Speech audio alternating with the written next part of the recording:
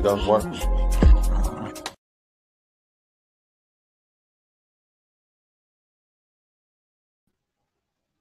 What it is, YouTube? What it is, YouTube? We back. We back. We back. We back. Monday night. Yes, sir. The weekend wrap up. You know what I'm saying? We back. We starting off the week with a banger. Getting to it. You know what I'm saying? Words of affirmation. Standing in them trenches. Standing tall. Digging in the ground. You know what I'm saying? Like good old oak trees. Planting that firm foundation. You dig? Monday. Starting off the week with a bang. Starting off the week solid. Yes, sir. Yes, sir, man. We got a doozy today. We go get into fatherhood. Talk this talk.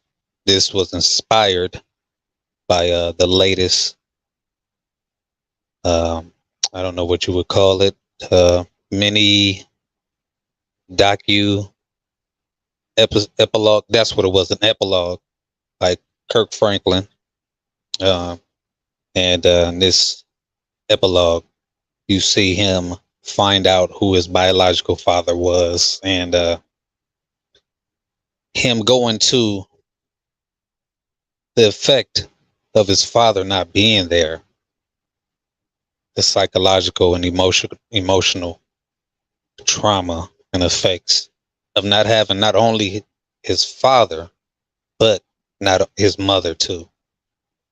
But we just go dive into it because really watching the epilogue, what we got to hear from that man was the 10-year-old Kirk Franklin and how he longed to have the tutelage of a man, of his father, to guide him, to steer him, build the confidence, direct him with all the tools that's necessary for a young black man to be successful in this treacherous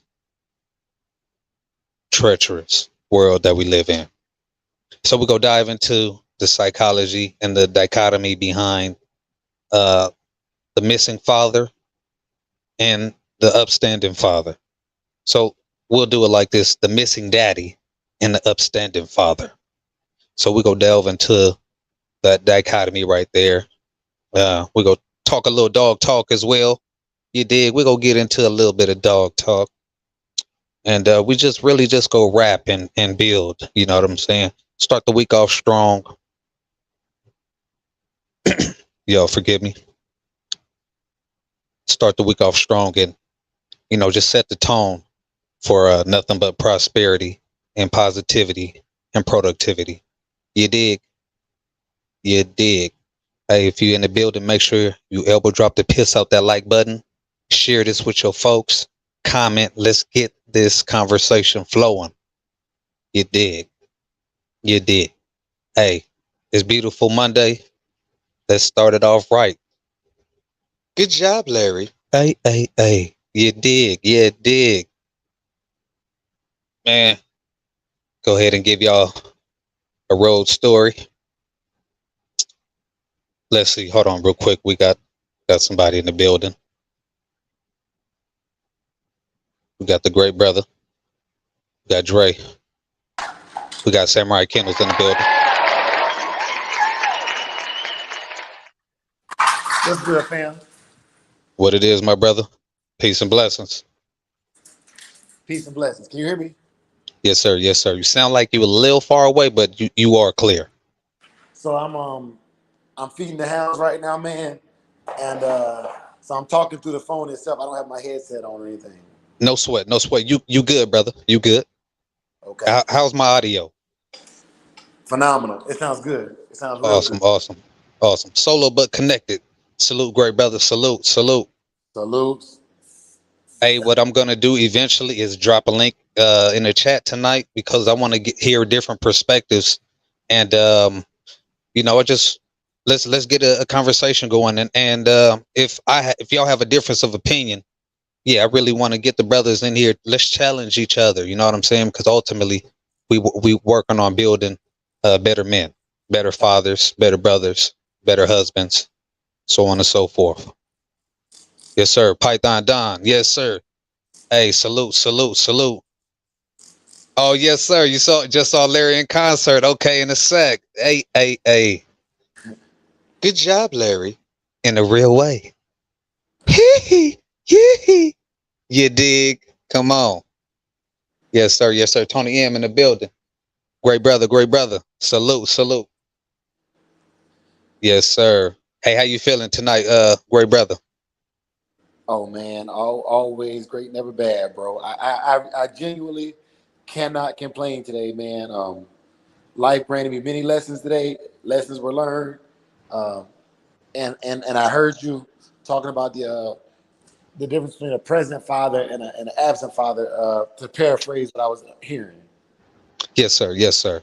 Well, and then I had to recontextualize it again. Present father and an absentee daddy. Ooh, ooh, okay. Yes, sir. You being real definitive, Oh yeah. Oh yeah. calling out all the fuck boys. Hey man, we standing on truth Yeah, to power. You know. Look. You hear that's baby soul in the background. That's how true I am to it. You dig?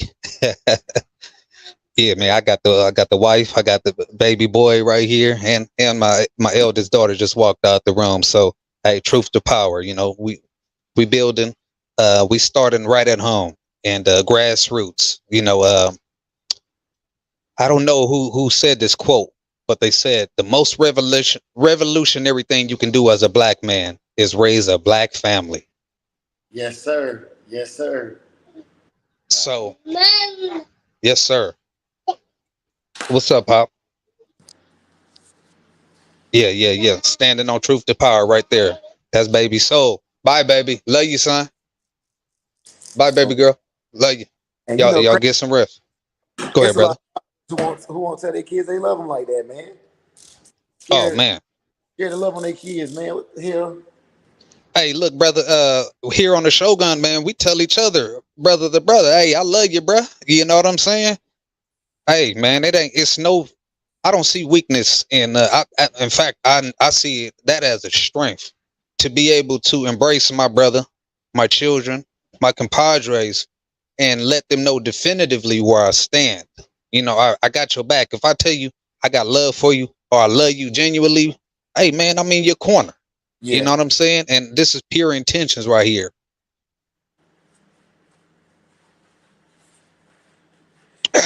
Yes, sir. I had to hit this good old Sam Adams Oktoberfest. Yes, delicious. And you know If what, y'all, bro? I'm gonna have yes, one sir. with you tonight. So Say it again. I'm gonna have one with you. Soon as Hey, in a uh, real way, in a real daggone way. as soon as I get them taken care of, I'm gonna have me one and then walk it out. You know, walk it out. But yeah, bro. Yes, sir. Yes, sir. Good dog men usually make for good family men, and vice versa. I agree with that. Generally speaking, absolutely.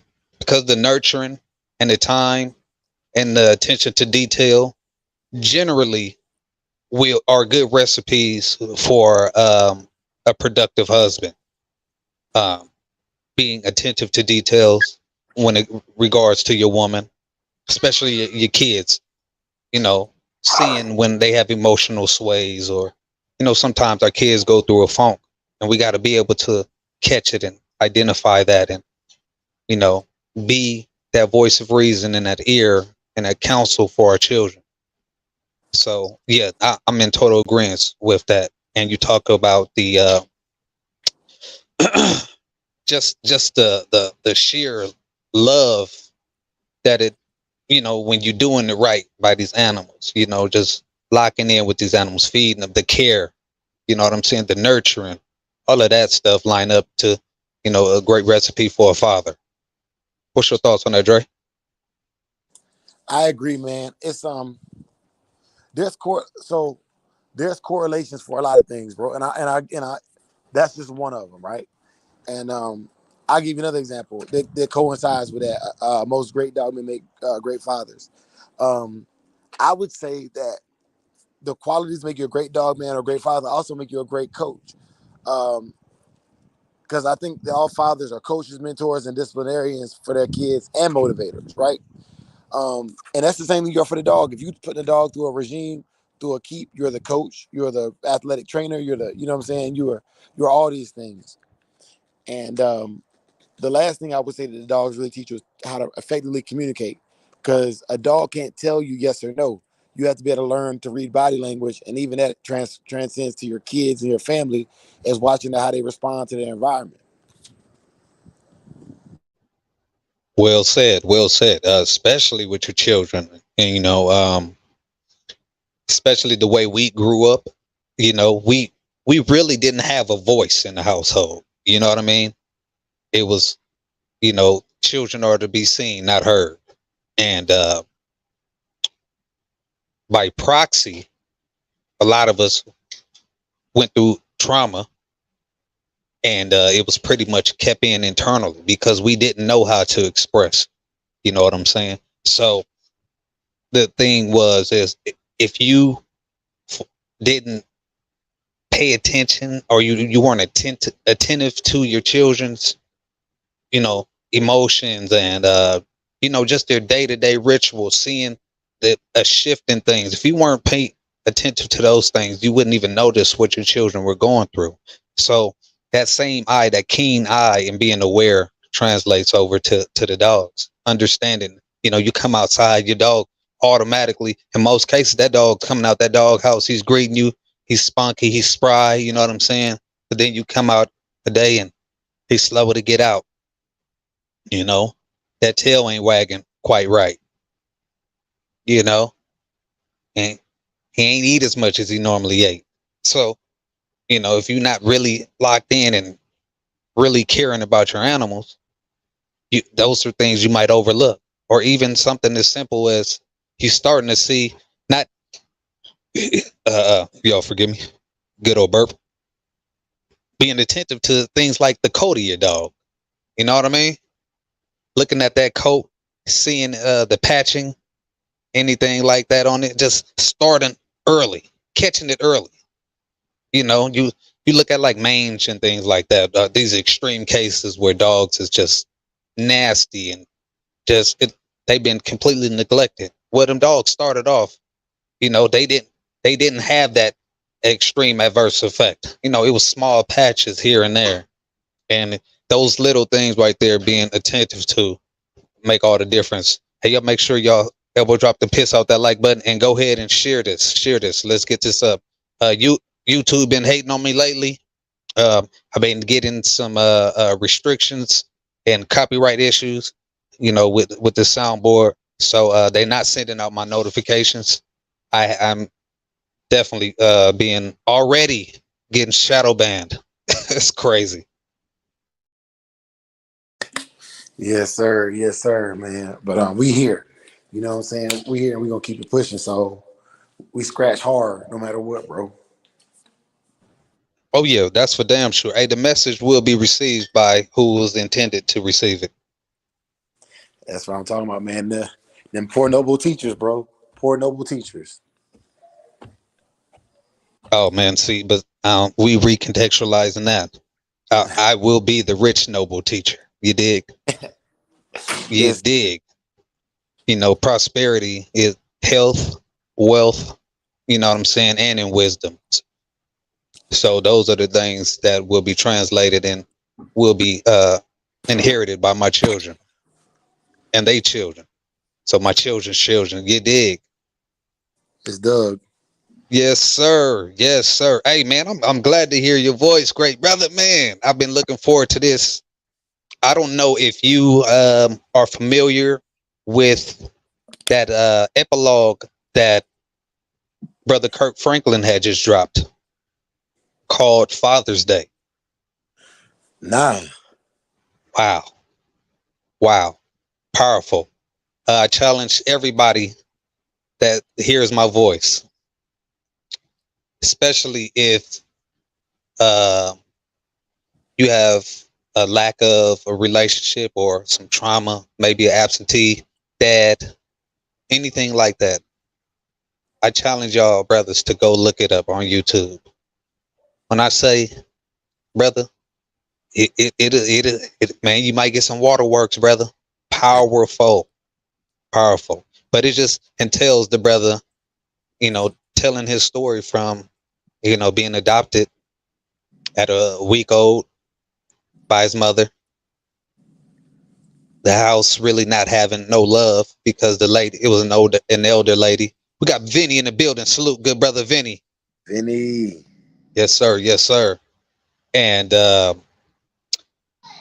talking about how affected he was because his mother would come and see him at least 3 times a year. And he would see her multiple times throughout the year because they lived in the same community. But the trauma of him wanting to go and be with his mother, but every time she would come, it was like she would strip, that. Hold on, y'all give me a second. My baby boy just ran in. Thank you, baby. Wifey had to just grab him. But ultimately, how torn he would be every time his mom would come and see him, his biological mother would come and see him. And when she would leave, the turmoil that he went through. Ultimately, finding out, man, I don't want to get too heavy into it because I challenge everybody to see it. But I will say is he does find out who his father is, and then he just goes into the psychological effect that an emotional toll that it took on him, and talk about his vulnerability and not even being secure in as a man and knowing who he was, and ultimately him rekindling his relationship with I believe his eldest son. I'm sure y'all remember about 3-4 years back, they had a big fallout over, the internet. And that's when the son had released that that phone call with Kirk Franklin said, "You nigga, I'll beat your motherfucking ass, woo ba bam." Hey, you remember that? Yeah. Yeah, Kirk didn't he went from Christian to Crippin. Yeah. Yeah, man, but it was beautiful, man. It was beautiful. High Key Lee in the daggone building. Salute, salute, salute. Yes, sir. Hold on, let me read a couple of these things right here. Python said that's true because you have to be attentive enough to notice the differences. Hold on real quick. The differences that can be trained. Oh, yeah, for sure. That's you talk about the dogs. Yeah. Okay, I got you. Yeah, being locked in, being aware, you know what I'm saying? Salute, Vinny. Yes, sir.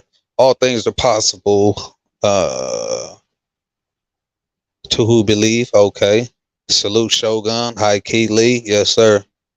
That was the last thing I heard from Kirk. Hey, that's Tony M. I was rolling when I seen that. And to be honest, I like a Christian that, I get to see that real side of them. You know what I'm saying? All of that holier than thou, get on away from me. But I like them trill Christians. You know what I'm saying? That's real. They'll talk to you about all of the foul stuff that they did, and they telling you how every day it's a battle for righteousness. So I can rock with brothers like that. The nigga is weird though. That is a fact. The nigga is weird. Bro, for damn sure. On his weekends he's plies. Oh, my mama. Hey, me and my wife is a joke about that, especially after he got that nose job. Yeah, man. That nigga up in there, he's getting all of that church monkey. Yeah.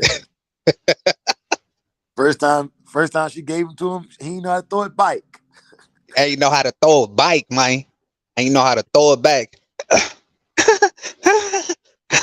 You know how that nigga be laughing. Yeah. Ain't no criminal.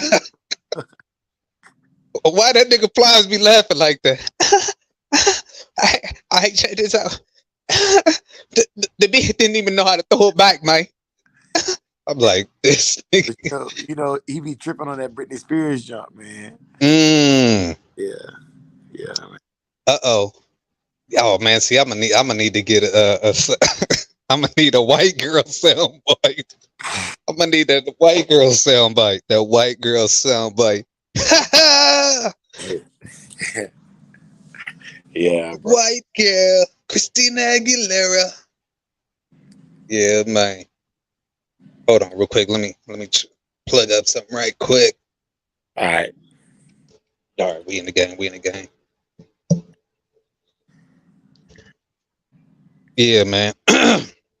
So tonight, man, I really just wanted to let me pose this to you, Dre, because you said you was raised by your mother. Yeah. Well, did you spend any summers or anything with your father? Anything like any significant portions and periods of your life with your father? Yeah, man. So the earliest I can remember is 4 or 5, man. I would go up for the summers, and my family has a very my family has a weird dynamic, bro. So my mom's side, they had 13. My grandparents had 13 kids, man, and out of the 13 kids, man, 7 or 8 are either preachers or deacons or deaconesses or really involved in the church, man. And so my mom's side, during the school year and stuff, man, I would grow up and I was, junior choir, junior usher board, old Southern Negro, spiritual. Yes, sir. My father's side, though, and I tell everybody who I share like my personal life with, man, and I share this with you and anybody in the chat willingly. But my father's side in the summers, my dad's parents were Christian, but my dad ran the streets, man.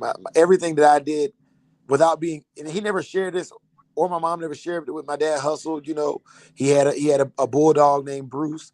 These are things I didn't know about it, and they were just in my epigenetics. But anyways, long story short, when I would go to my dad's, we were allowed to kind of roam the streets a little bit more, and it was almost like, I would say my childhood was less comical, but very similar to that of the kid from Don't Be a Menace While Drinking Your Juice in the Hood, like Ashtray. I literally was like Ashtray. You know what I'm saying? That's a good dichotomy of like how it was. My mom, a strong black woman, did what she could, but that movie resounds with me because I can see myself a lot in that character. Real talk. Hey, Tony M. Yeah. No. Hey, look. Even the crackhead can have a good message for you. So yeah, the brother, absolutely. It was just a powerful epilogue because the brother was vulnerable, and then you can see why, or you know what I'm saying. You can see certain things, or perceptive wise. You know what I'm saying. What we are available to see, you can. I get why this nigga's weird. Okay, I see why he's doing those things. It's attention. Hey, brother JT in the building.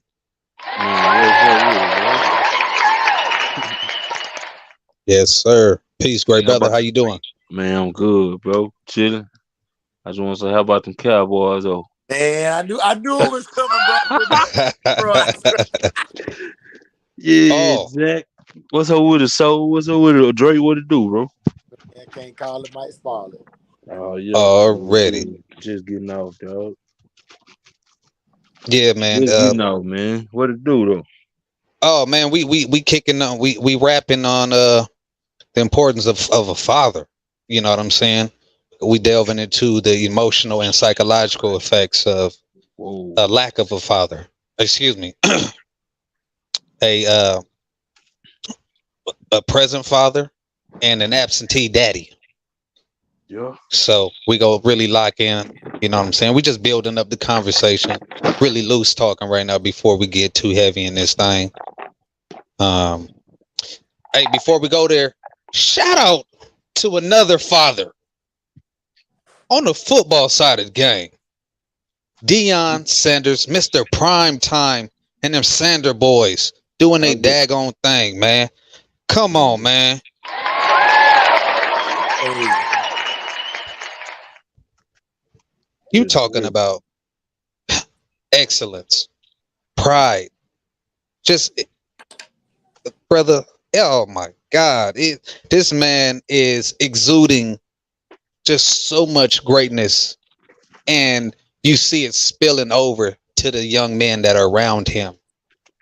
The belief in themselves that this man is able to uh, disseminate to these men, young men. Powerful, Oh yeah. powerful. I don't facts. want to go too heavy in that because I'll go in on a rant. So I'm gonna let y'all brothers, if y'all got anything y'all want to cook on that before I speak on that. I'm gonna leave that where it's at, bro. If JT want it, Uh, you say it was we talking about fathers, absent fathers, the Yes, importance sir. of the importance of fathers, right? Yes, uh, sir. yeah, Yeah, man. I mean, like I grew up with my pops, bro, but man, I can see the difference it would have had if I hadn't grown up with him, bro. Cause he really stopped a lot of shit. You know what I'm saying?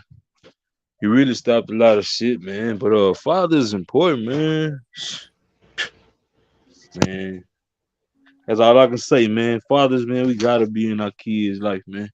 Or if so, your Absolutely. kid, or if so, bro, your kid. It's crazy, bro. We having this conversation, bro. Like, bro, this shit's crazy, bro. But man, we need our fathers for our kids, bro. If you ain't around your kid, bro, ain't no telling what's going on, bro. Like, it's only so much a mom can do. Right. You know what I'm saying? There's only so Absolutely. much a mom can do, man. You know what I mean? And it's crazy y'all talking about this, bro. But shit, I'm just listening, bro.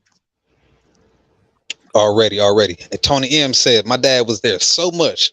I used to wish that nigga would leave, honestly. Nah, for real, bro. That nigga crazy. that mean he was. Hey, look, come on, look, in a real way. Uh, Nah, that's real right here. hey, I'm with you, Tony M. When I say my father, when he stumped down, even right now, you know what I'm saying? My dad, I'm a junior, so that's my guy right there. He called me every day, man. He'd call me, hey, just calling to hear your voice, making sure you're all right. You know what I'm saying? But it's much needed because a father's job is never done. Oh yeah. You know what I'm saying? And all of those times, moments, lectures, conversations, man, them is gonna be a voicemail for you when that man is gone. You're gonna be able to reminisce. And it's crazy because when we really have been under our father's tutelage, you will see sometimes that you would even discipline your children Hey, like boy. your father, and you Preach. feel yourself being him at that moment. Whether you are lecturing your children, you giving them some words of wisdom or words of correction. And it's the weirdest feeling where you walk away afterward and you like, whoa. It was Yeah, like, bro. oh, you know exactly what I'm talking about. Man, Yes, sir. say, bro, I swear to you, bro, it's crazy. You talking about this, bro? I was just on some shit yesterday, bro. Like for real, bro. And I could see me as being my pops, bro. Like I saw me outside of my body. You know what I mean? Like, bro, it was crazy, bro.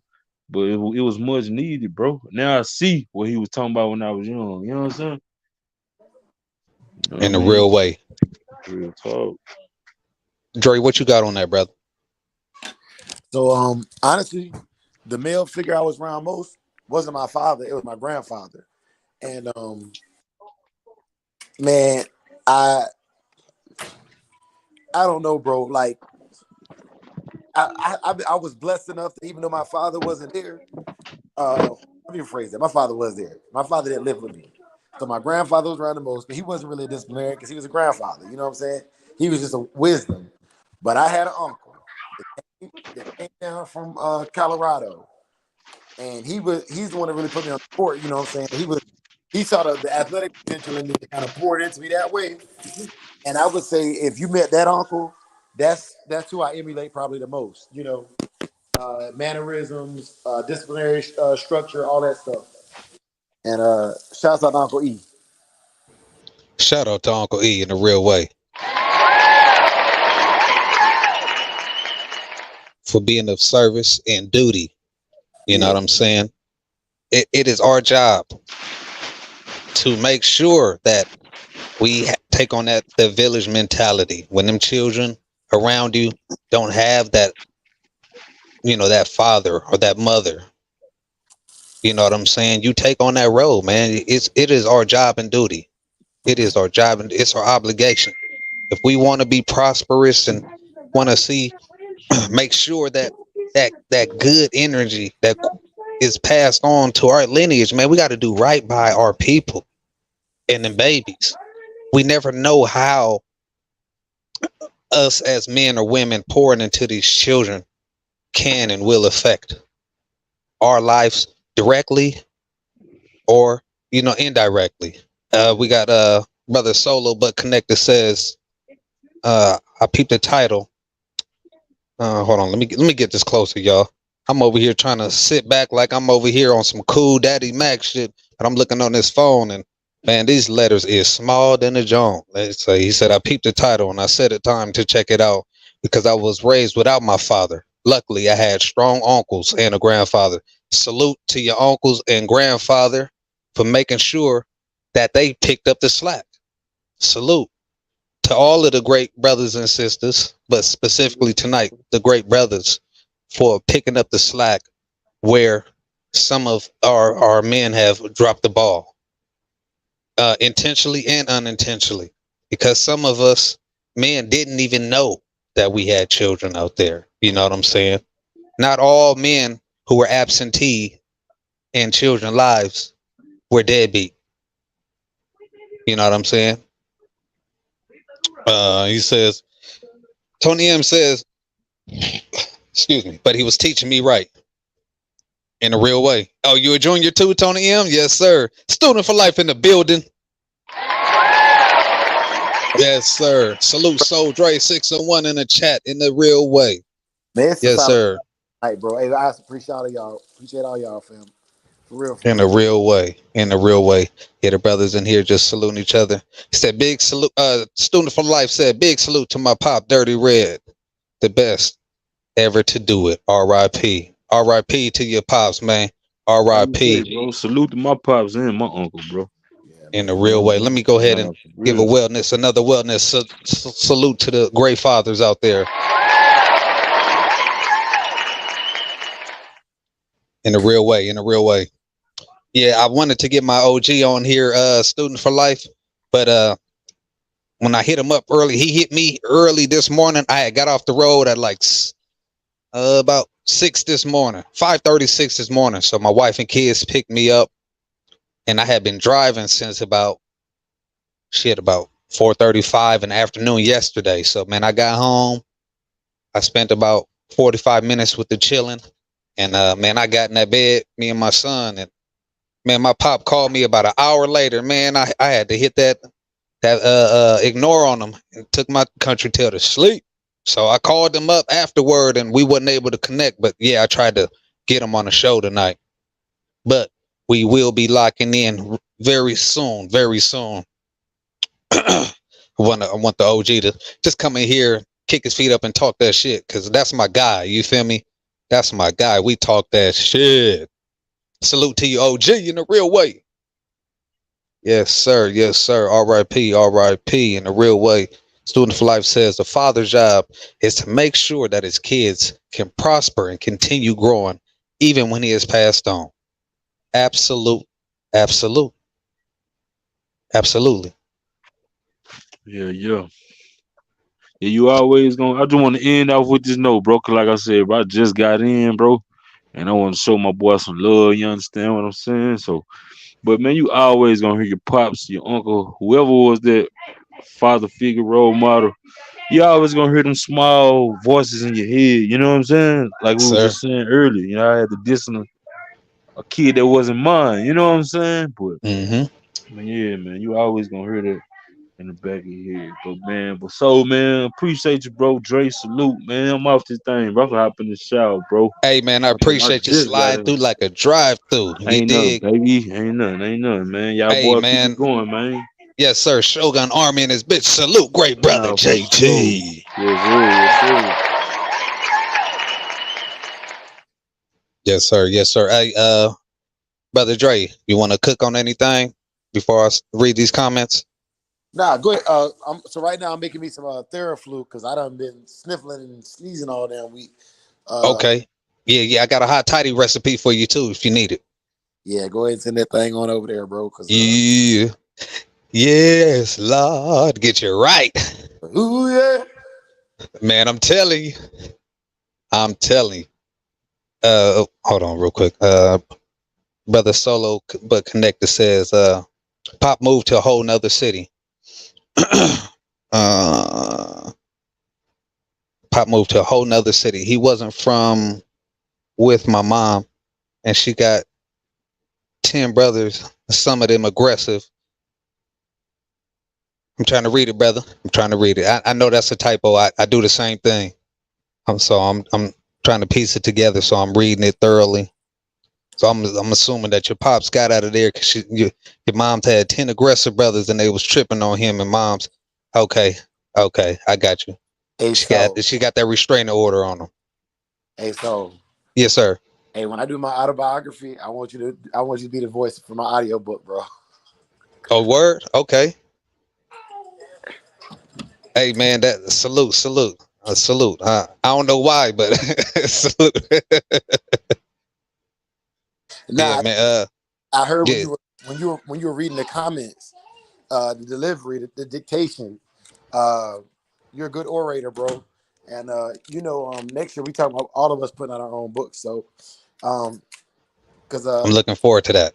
I had read that book, Horse, and you know what's crazy, bro? Like this ties into the nice message, man. Because I always have had an affinity for those books like that, man. And Horse was written by Donald Goins,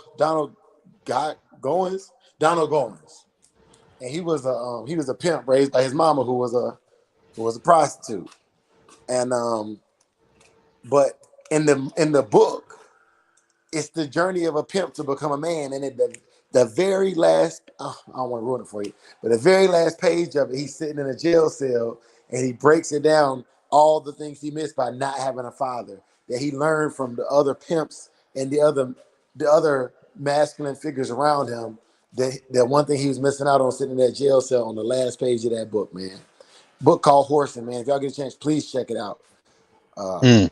Good read. And once again, most of my books I have audio books or I have PDFs that can be read. Like through Audible. So like a lot of my books I listen to driving to and from work. But that book, it hit different. Yes, sir. You got the PDF on that? I don't. That one didn't come with a PDF. So some of them do, Okay. don't. But I really got to figure out how to share my Audible link with people, man, because some of these books, bro, like they're real life applicable the next day. Like I'll hear something like, man, I never even thought about things that way, but it's like that. It's like that. Absolutely. You know, very few of us really like enjoy just or have the attention span nowadays to just sit down and just listen. You know what I mean? So yeah, man, I love just rolling. Like I'm the type of brother, I go back and I listen to lectures from like Dr. John Henry Clark. You know what I'm saying? 3 hour long lectures. I listen to debates. So, but that's a discipline thing that was taught to me by my father. Sit your tail still, listen, take heed, gather the information, and see how you can apply it. Knowledge applied is wisdom. You know. Hold on, so Okay. um, and this I agree, but I there's three levels to it, and so to me, knowledge applied is experience. Experience applied is wisdom.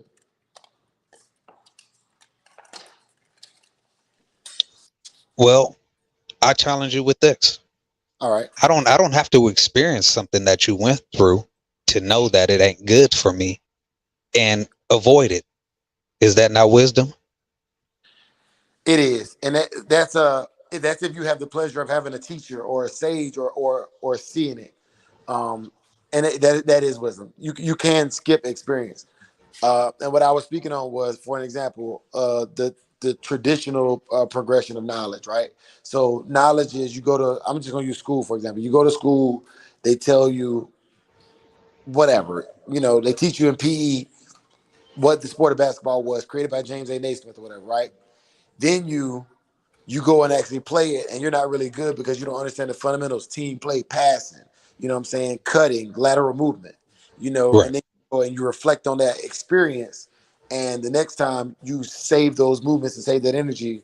And so yeah, having a good mentor or having somebody in your life that can help you by sharing those experiences, by sharing their experiences with you, will make you wise. But yeah. Yeah, yeah. And I think it's different paths to wisdom. Yeah. So I think it's all universally applicable, and it's just whichever man, you know what I'm saying, each man has his own route to gain that wisdom. Brother Solo but connected, he said, I'm so glad I'm not angry at my father for not being there. Amen. Amen. But see, that's the God in you to be able to forgive your father. And generally speaking, it's when we have the realization, when we become fathers and we see our own faults. That's generally when men who have had resentment for an absentee dad, that's when you see them forgive, have that internal moment where they say, I'm letting go of the past and the hurt that I had for that man because now I truly understand and get it. It's generally when their failures as a father or their failures in relationship with women. And that's when they go, oh, I get it. And that's when the forgiveness comes. Okay, Student for Life says, okay, right on. Everybody saluting Brother JT. Oh, salute. Great day. This is my first cousin right here. This is one of the OGs right here. This, love you, cuz. Hey, I told y'all a little story about my cousin. Yeah, yeah. This is my guy right here. One of the voices of reason. And you know what I'm saying? Taught me how to pop a collar and talk to and break down a bitch. Yeah, dig. Salute to you, cuz. Yeah, feel me in a real way. In a real way. In a real way. Aaron Burns. Love you, family. Love you, family. Yes, sir. Yes, sir. Wisdom is knowledge applied. 614 tree in the building.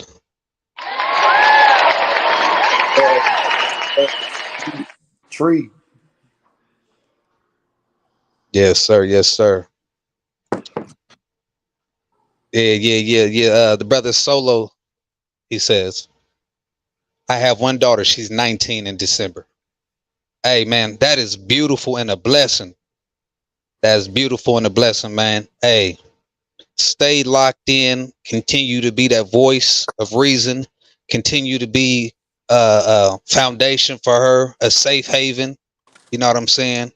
But give her honest and stern corrections because it's a wicked agenda that are attached to our young black women, right? And ultimately, it is creating a society of uh just disenfranchisement. You know what I'm saying? Because ultimately, our kids are going to be just so far removed from any type of healthy reality because of the dysfunction between the young men and women, bro. It's depressing, the trajectory.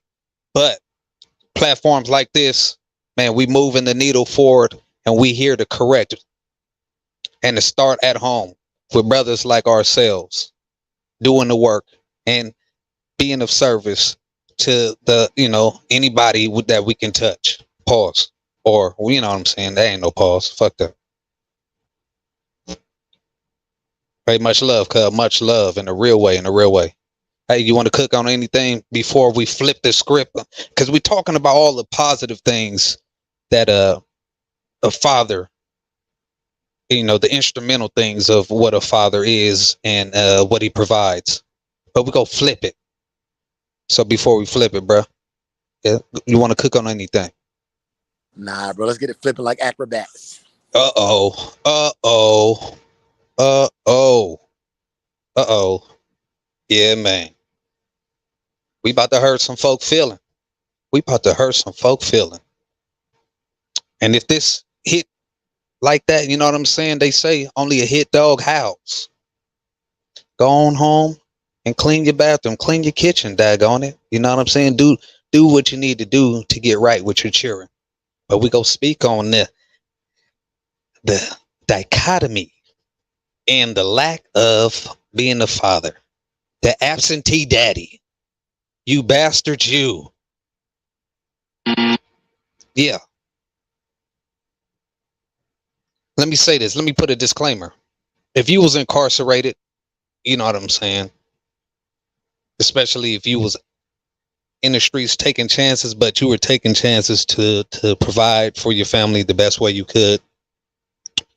I have some understanding, especially when we understand how the prison system, prison industrial complex has been set and surrounded and specifically targeting us black men. So I do have a level of understanding and sympathy. But if you wasn't there because you didn't like your baby mama, she had you on child support and you didn't want to pay, and you was like, that kid, I don't believe is mine, or whatever the case is, I don't have no type of respect for you as a man. So we go get into it. Brother Drake. Yes, sir. Yes, sir. I'm here, bro. Can you hear me? What are some in your mind? Let me ask you it like this. When you think about a man who wasn't raised by his father, what is the first adjective that come in your mind? Feminine. Ooh. And I'll tell you that. What? Hold on. Before I get murderized for saying that, I had to realize that I had a bunch of feminine tendencies because I was raised predominantly by my mother. And I used to get mad and fight. Nigga, I ain't soft, and fight. Hey, get out of here. Come here. I used to get mad and fight. You know what I'm saying? Because really, that anger was coming from a place of trying to prove masculinity. And masculinity is not anger. It's actually calmness. But Yes, sir. you asked me a question, but to answer that question, femininity is typically the first thing you think of. Feminine qualities, jealousy, malice, pettiness, things like that. Well said, brother. Well said. I agree. I mean, you took it there. You took it there. Uh, Femininity is a major component. Hold on, let me see. Hey, link in the chat. Brother Solo, I see you over here cooking, bro. And if you want to jump up and you can speak for a few if that's something you would like to do. Any of y'all great brothers, link in the chat if y'all want to hop in here and speak on some things. But yeah, first adjective that I think about when I hear or I see a male who wasn't raised by his father: impatience.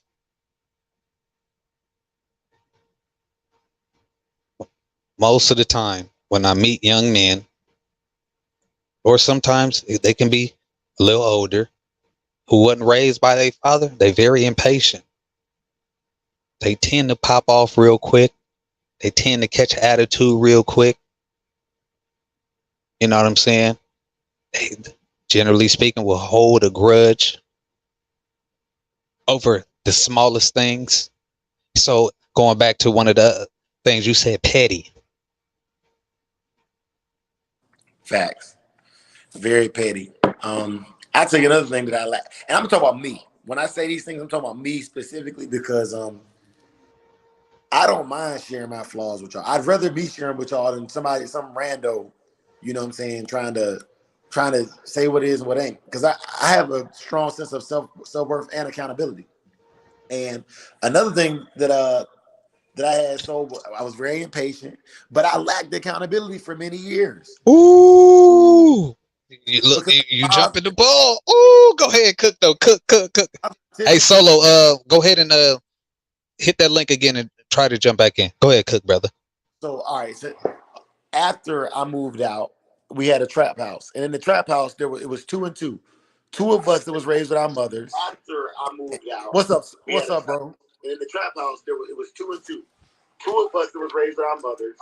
What's good, brother? Can't call it my spot, man. Welcome. Let me finish this statement solo, and I'm gonna get right. We're gonna get right with you, bro. Yes, And sir. in the trap house I stayed in, it was two of us raised with our mothers, and two of us raised with their fathers.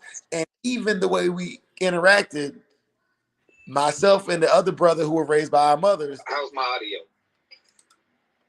It's clear. We would always agree on certain topics of women and dealing with them and stuff. And and the two of us spoke in ways that guys who had their fathers typically don't speak. I feel like, you know what I'm saying? Like, you know what I'm saying?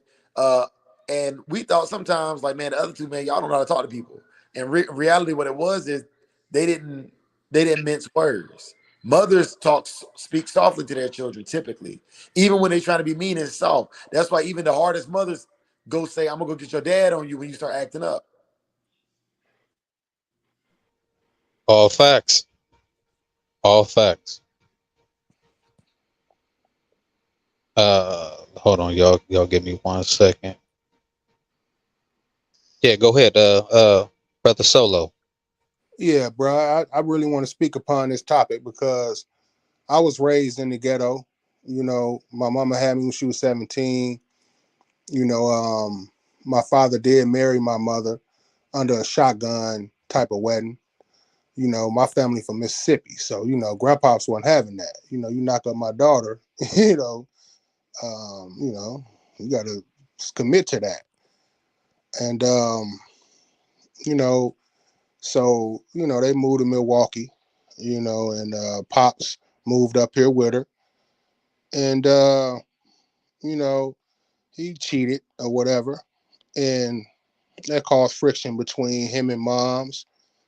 She got 10 brothers at that time, like 9 of them lived in Milwaukee, and a couple of them didn't like him anyway. And some of my uncles kind of aggressive, you know.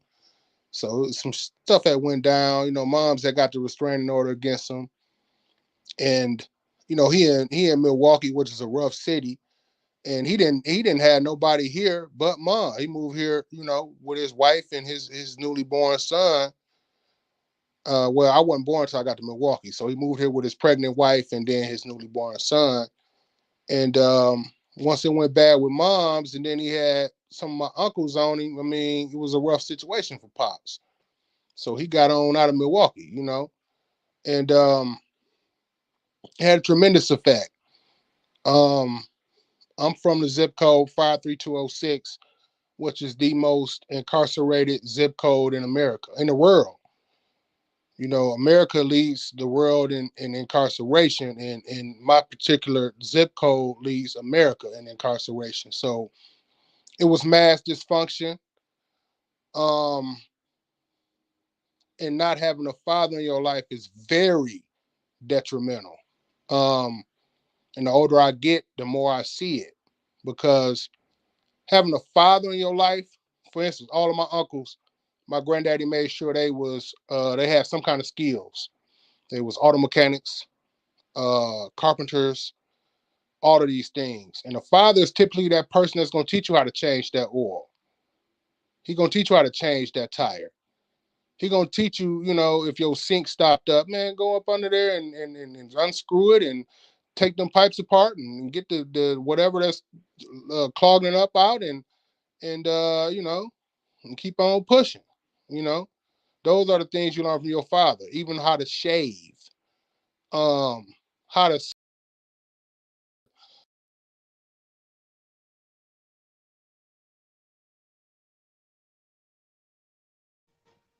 Yo there.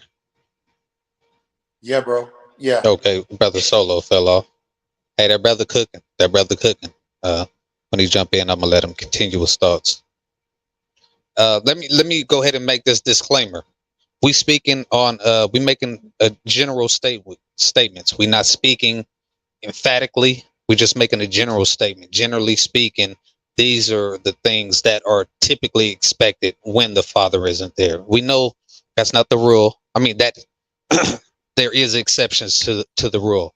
Uh, Brother Student for Life said hold on, let me get the phone a little closer. Says I've been a father since I was 17. I'm now 40. I never left my seed. Hey, that's a fact. A father's job is never done. 22-year-old son graduated from Redford University in May. Congratulations to the young king.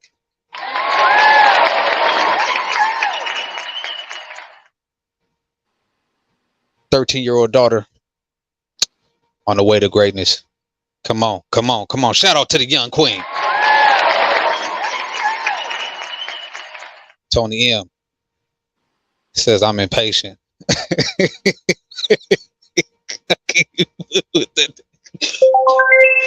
That nigga stupid. Shots fired. I've been patient with dumb shit like my dad. I avoid it as much as I can. That's a fact, bruh. Look. Tolerance was what I got from, like, you know, old school men. They didn't tolerate a lot of bull. So what you saying with that is trill. You know what I'm saying? A man is patient when you know a person means well, or you see them putting in an effort. But when it's just straight goofy shit, no, hell no. Man, get your bum ass up out of here. That's a fact. And see, that's part of masculinity right there. You go check the bullshit. You know what I'm saying? Femininity will allow bullshit to lurk at times. And see, they'll buck on things that's actually beneficial. That feminine energy at times. Because the feminine energy is not logical. Absolutely. Oh, you back in here, brother? Energy is logical. Yeah, I'm here, brother. Oh, yeah, because you fell off for a second. Okay, go ahead and keep cooking, family. Yeah, the masculine energy is the logic, brother. The masculine energy is the looking at the actual statistics and the actual probabilities and the actual having a vision of, okay, no, if we go this route, it's going to be this. You know, and a lot of brothers is lacking that, bro. In the black community, 70% of our children are raised in a household led by a woman. Absolutely. And that causes mass dysfunction. I seen it firsthand. You know, I'm a product of it. Luckily, like I said, I had strong uncles, a strong granddaddy who I got a chance to live with for a year, my granddaddy and my grandmother. So I was able to see that functional household structure that raised my mama and my uncles and aunties. And, you know, my grandma and granddaddy stayed married till my grandma died. So, you know, they was married since like probably I think the 1930s. You know, my grandma died in like the 90s. So, or the 40s, something like that. So I got a chance to see that. And a lot of brothers don't even have that, bruh. I mean, I got homies that mama a crackhead, daddy a crackhead. I mean, ringworms in the head, new video games and Christmas gifts that you get getting sold. Just, I'm like, wow. And, you know, my mama wasn't like that. You know, my mama had me, and, you know, whatever happened between her and pops, that's that. About food, I never had to worry about clothing. I never had to worry about having a washing machine and all of that, having my clothes clean and all of that. Some brothers didn't even have that. Yes, sir. And them brothers, it's like, it's almost like I don't blame you for what you know what I mean? Yeah. So yeah. at least I had one strong parent and uncles and grandparents and all that. Some of y'all don't even got that. And that's just total dysfunction. But not having a father is very detrimental to a child's life, bro. Both females and the males in different aspects. Absolutely. For the female, the father is your first glimpse of a man. And if you're treating your mother right in a functional relationship with your mother, you know how you should play your role and you know how you should act when you enter the dating market as you get older. If you Models don't of have that possibility. father, you going up on a Cardi B and Sukiana and all this stuff, yeah, you ain't gonna be suitable for a wife. You ain't gonna be suitable to raise a functional household. You're gonna raise dysfunctional kids.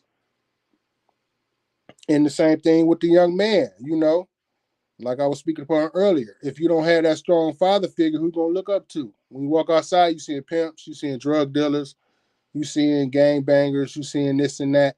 That's what you're gonna look at as what I should be. That's the prototype of a man that I see. So that's what you're gonna grow up into, most likely.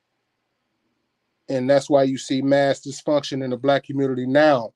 And it stems from under the civil rights movement. Black people, I think back then, almost 70% of black kids grew up under a man and a woman in the same house. And then you had the church, which was forced upon us in slavery, but it was a place where we could organize. So under that, you had the civil rights movement. Yes, So the sir. government said, how can we stop this? How can we break this up? They're getting too strong. We got to attack the family structure. Yes, sir. And it was a systematic plan put in place to divide the black man from the black woman with the Section 8. Hey, at Women's one point, Act movement. all of that stuff, you know what I'm saying, was systematically designed to break up the black family, because the black family was so revolutionary and so powerful, and black men and black women working together, in a targeted fashion, as Rosa Parks, all of that, they wanted to destroy that. And they said, okay, how can we take the man out the house? You had the deindustrialization, because in my city, you had a lot of breweries. That's why Milwaukee is known as Brew City. You had all these brewers, you had all these factories, A.O. Smith and all this stuff. So it was a lot of jobs here. And a lot of brothers from down south and sisters from down south, like my family, they came up here to take advantage of those jobs and strengthen their families. But once the government said, hey, how can we divide this? Deindustrialization happened, which means those jobs were being shipped offshores and being shipped to other countries. So now what you got? Mass amount of unemployed and underemployed black men. So you tell a woman, hey, we'll help you.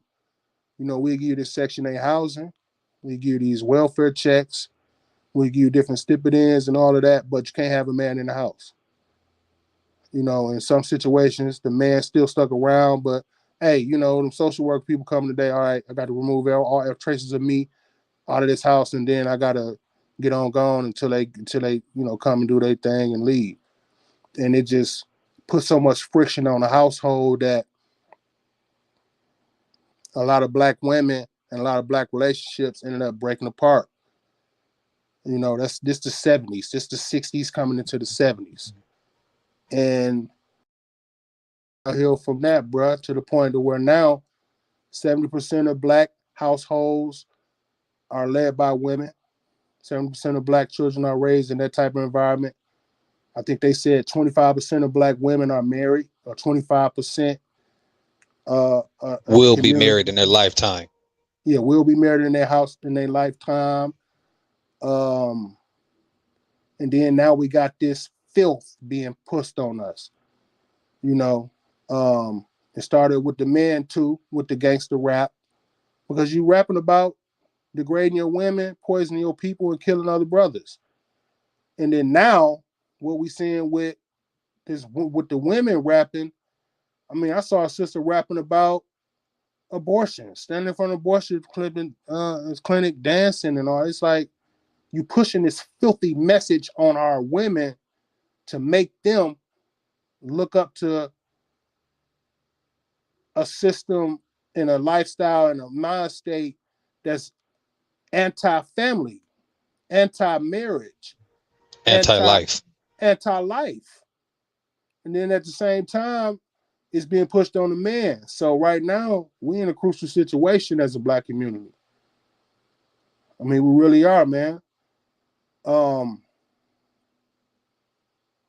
it disgusts me that almost 90% of the businesses in our community are owned by non-blacks, Arabs, Indians, whites, Koreans, Asians of different size. What? And it's to the point of where if you want to shop black, man, that's hard, bro. If you say, man, I want to support black businesses in my everyday lifestyle, 90%, almost 100% of the gas stations in your community is what? Non-black. Who running the hair stores? Non-blacks. It's just so messed up, bro. It really is. Our kids are running wild. The homicide rate in the black communities, coast to coast, is off the charts. Because if you don't have a strong family, you're not gonna have a strong neighborhood, bro. You got a neighborhood full of single women and they kids. Like my mama, when she get home from work, she tired. She damn near Right. going to, you know what I mean? So I'm running the streets. Right. She pulling up past all of the little boys that's acting a fool in the streets playing. You know what I'm saying? She just pulling in that driveway and going to sleep. Going Whereas to Pop sleep. was pulling up and he was checking. Hey, Are you y'all checking? see this car driving down the street? When the car is rolling down the street, y'all get y'all tails out the way. Hey, matter of fact, little Ray, pull your pants up. You know your daddy don't let you walk out that house like that. No, man, it's You about know, 8:30. You need to get in right? the crib. You did your homework yet, bro? Come Oh on, no. Come on in. You madam. overworking the woman to the point where she can't, and then she doesn't have that masculine structure to keep the discipline in the household. So what you got is a bunch of, even in the elephants, bro, they did a study where they took the alpha male elephant out to pride. The young males was coming out, they was running wild. Yeah. Hey, what you talking about is so during the Rwandan and Tutsi war, the Hutu and Tutsi war, and the Congolese war. What ended up happening is all of these jungle elephants, right? During the time when Idi Amin was the president of Uganda, he was known for he told a lot of people that he wanted to taste every flesh on earth. So during that time, they started slaughtering a lot of jungle elephants. By proxy, they were getting a lot of bull elephants because they're not in a herd generally. They're loners. You know what I'm saying? They seek territory. Ultimately, what happened was they killing off all the bull elephants. Now they don't have no bull elephants to check the young population of these young males full with testosterone roaming the jungles, tearing up shit, right? It ain't no other bull, no OGs to check these young bulls. So what they doing? They running rampant, no discipline, nobody to check them. And ultimately, it was a short period of time, about a 10-year time frame, where these bull elephants was coming through and wrecking shop through the Congo and Uganda. Wrecking shop, going through the villages, terrorizing, where the older elephants would have, communicated with them. Hey, man, no, don't do that. They was dangerous. Getting shut down. Yeah, that's dangerous. The OGs was. They might be small, but they dangerous. We don't fuck with them like that. Stay away from them. Right. The younger elephants didn't feel that way. Right. And we got to look at the fact that we have always have lived and been been adjacent with nature. Nature has never been our enemy. You know what I'm saying? Animal species, bro. Absolutely. We primates. We mammals. Absolutely. Homo sapiens we can be sapien. Socially conditioned just like any other animal, just like our breed that we love. That's not a natural mind state of a canine. This is something that you took and you isolated and you genetically and you socially engineered something that would disavow the first principle of any living being, which is self-preservation, which we call gameness. But Yeah, the stupid It's gene, really. unnatural. It's something that we have been conditioned the same way, bro. If I keep the majority of your male population unemployed and underemployed, post up and prop up those that are able to make it, either through me giving you some money through these scholarships, or we like your comedy, or we like this and that, so we're gonna make sure you good, or those that are just ingenuitive enough to make it, those barbers, those entrepreneurs that make it out, that crawl out.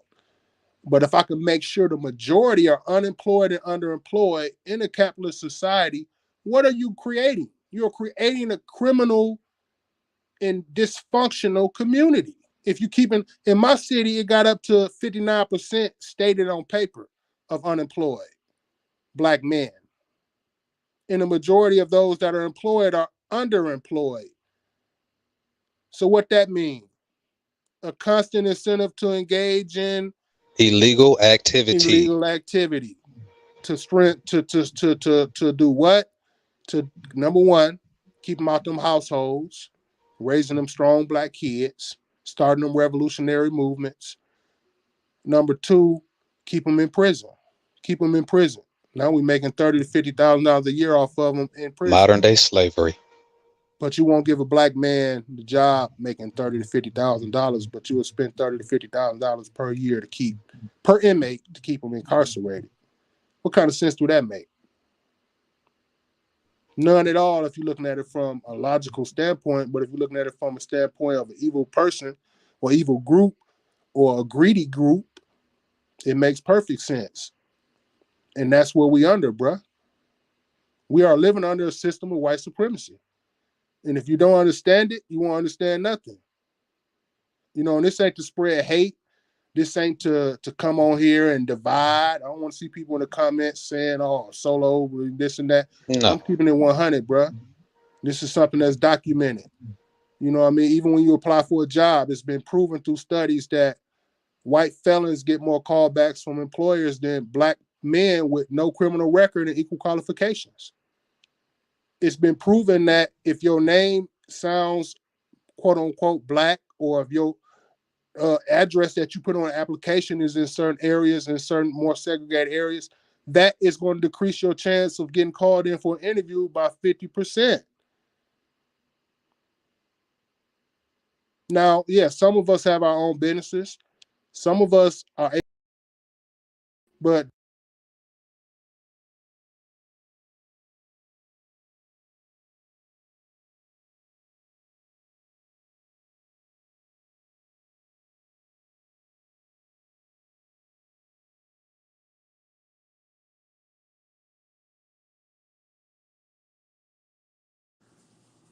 can y'all hear me? Hello.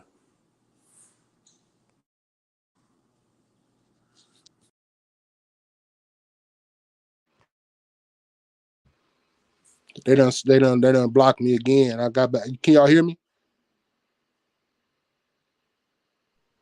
Yo, my fault, y'all. I had to step away right quick. Yeah. Hold on. But yeah. Okay. I'm just saying it's a systematic plan, bro. I don't want to hog up the mic, No, man, you cooking, brother, and I appreciate you, pushing the needle for it. You speak on all factual things right here. Man, look, you speaking truth to power. And for the brothers and sisters who might not be privy to this information, what you're doing is you're giving them food for thought, and for them to go and research and find out, some of the things that they looking at. When you honest and you really take a good look, sometimes you don't know why certain things ain't, or the perception of things is happening, but you challenge it. It's affecting you internally, and you saying this ain't right. You know what I'm saying? But you just didn't hear the right words to wake up and send you in that right direction. And what you're doing right now is speaking truth to power to that young brother or sister who needed to hear that. You know what I'm saying? Or even the elder brother or sister who was just never privy to that information. So salute to you, great brother, for pushing the envelope and the needle forward. White weight in the building. Salute, great brother. Salute. Appreciate you slide through like a drive through. Yes, sir. Dre, how many young men have you ended up being fathers figure to? Male role models. Um, yes, sir. And hey, brother Dre, you want to cook on this one right here? Yeah, man. I would say that it was more than I can count, and a lot of times it wasn't race specific. Some of the hardest ones was the hardest one I ever dealt with was he was actually a little white kid, man, and he was raised without his father, and he was country and had never been talked to that way by a person that looked like me, right? And so I broke him down and built him up. I made him one of my element leaders. It's like a squad leader equivalent in the army.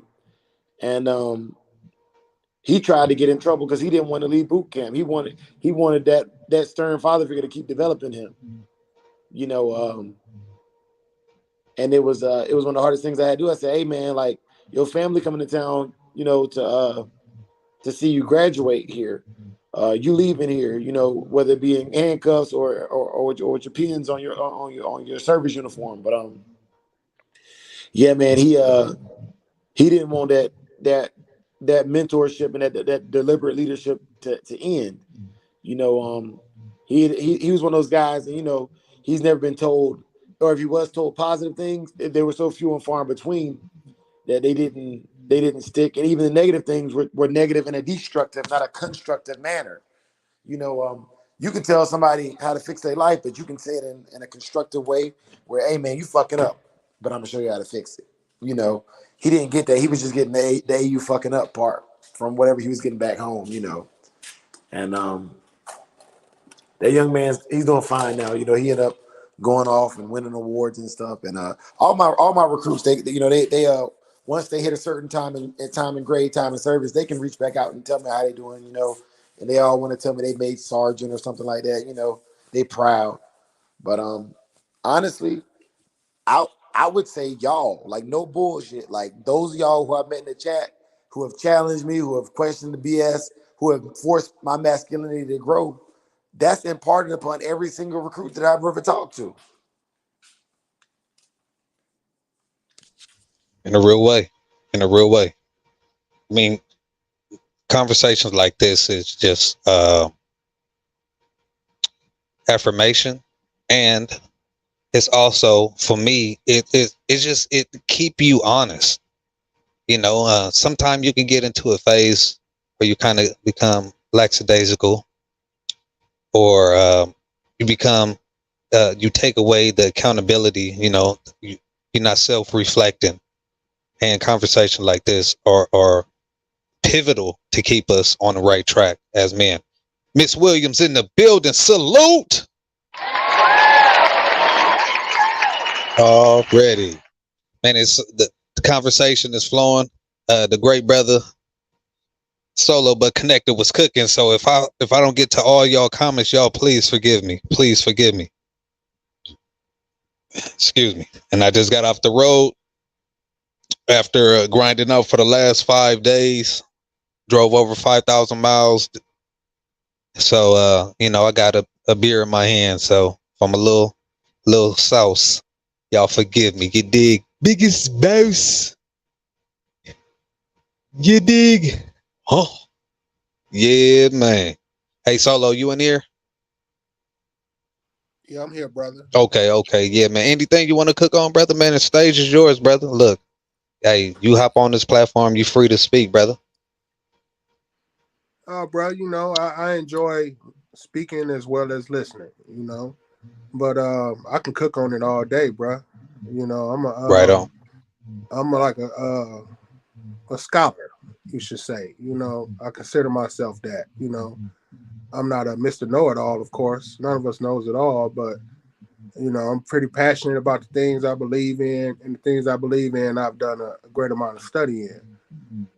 So I try to be on point, and I challenge people to look it up. Don't just if Solo said it, if you don't like it, look it up. And if contrary to that, we can talk about it. But it is what it is. But contrary to popular belief, you know, Solo is not a bigot. Solo don't hate white people because of the color of their skin. Solo has white associates, you know, and white people that I deal with, you know. But the facts are the facts, brother.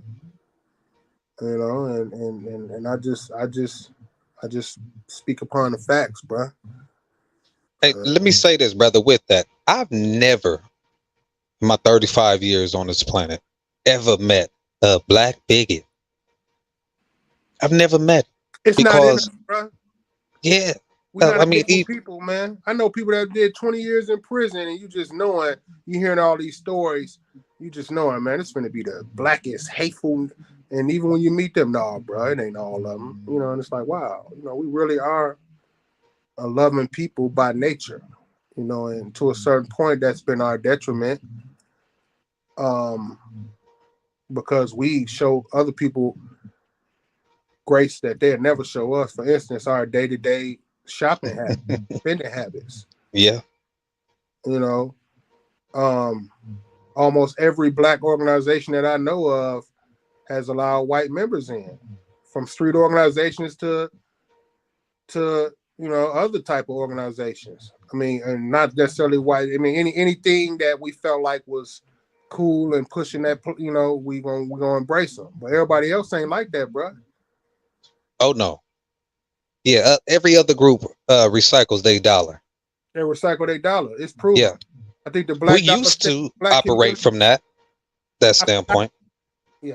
I forgot the exact time period, but they got a statistical like information where you can actually, the black dollar stays in the black community maybe a certain amount of time.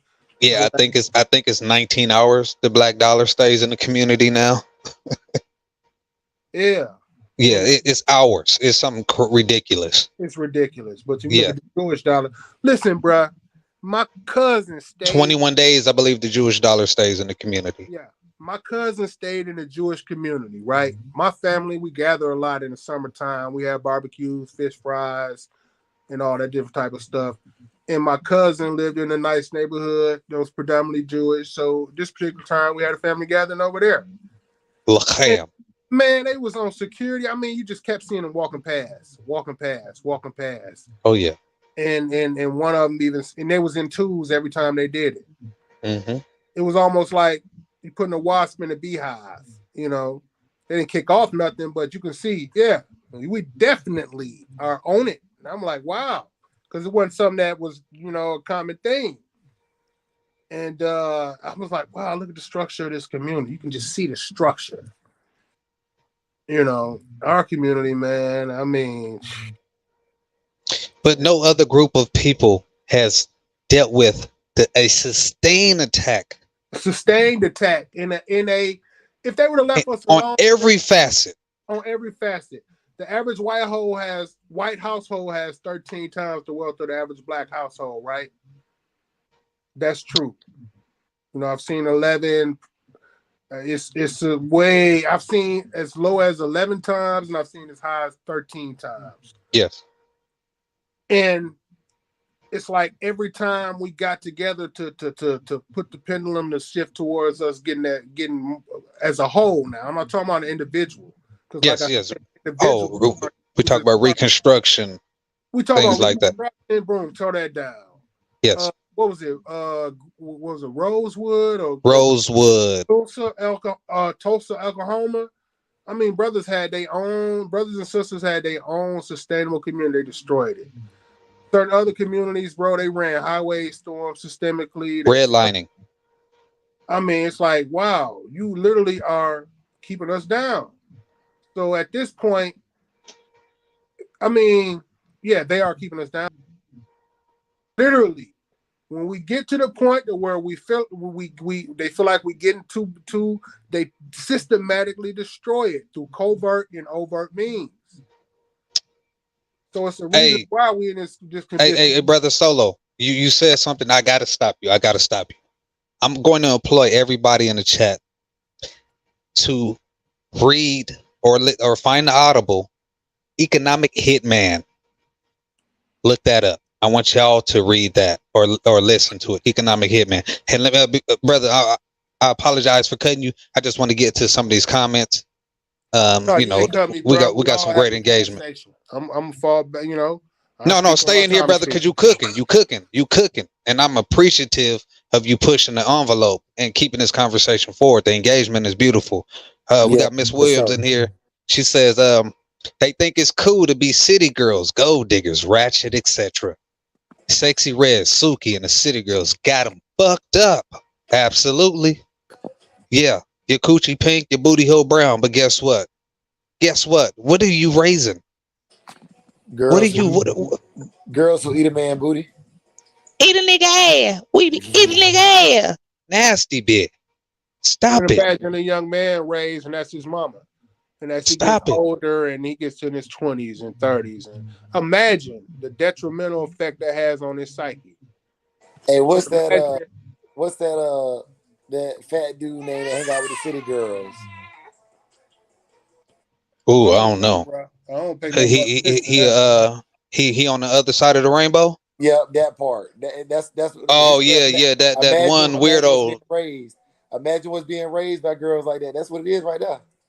First off, let me say this: women like that, they don't have parental guidance, and imagine what the children are going through. You talking about women like that, generally speaking, are stepping out in the streets. They allowing their children to go from household to household and no true guidance. Imagine the trauma, not only emotional, but physical trauma, sexual trauma. Being reinforced by filthy music that you listening to day in and day out. Hello. Filthy shit you see on TV day in and day out. While you Let's being raised in this dysfunction, this is what you seeing. This is what you aspiring to be. This is the stuff that's getting into your mind on a subconscious level and a flat out conscious level. absolutely. J. Krishnamurti says it is no measure to be fully integrated into a sick society. I want y'all to look up J. Krishnamurti. He's an Indian philosopher. Y'all delve into some of that information. What we doing is recontextualizing our brains. You know what I'm saying? We rewriting the matrix. It's starting right now today. You know what I'm saying? We re-scrambling that code. Even the brother And King started to see that. come on, He said, if I I integrated fear my people into a to a burning burning house building. before he died. I mean, they got him out of there once he started getting a little more revolutionary, Yes, a little more sir. angrier. What was that? They don't play those The speeches when Poor he talking Man's about Act. He said, "We coming for that check, nigga. yeah, we coming for that check." They don't play that one. We coming for that check, nigga." I have a dream. Why you don't play that one when you talking about coming to that for that bag for them trillions of dollars y'all owe? You owe for that. And I said to my dying day, I don't give a damn, bro. Sorry about cussing on your platform, bro. But Oh man, no, brother, we cooking. They owe I ain't trillions. monetized yet, man. Hey, They owe cook. trillions, bro. Lifetimes of free labor, mass rape. They rape black women so much that the average black American has 25% Caucasian DNA in them right now on Ancestry.com. These are facts.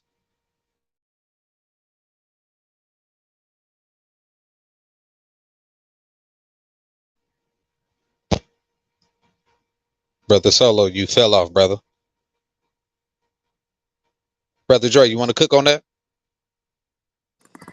Hey, so nah, man, that damn Theraflu is kicking my butt right now, bro. I ain't gonna lie to you, fam. You feeling it, huh? Yeah, man.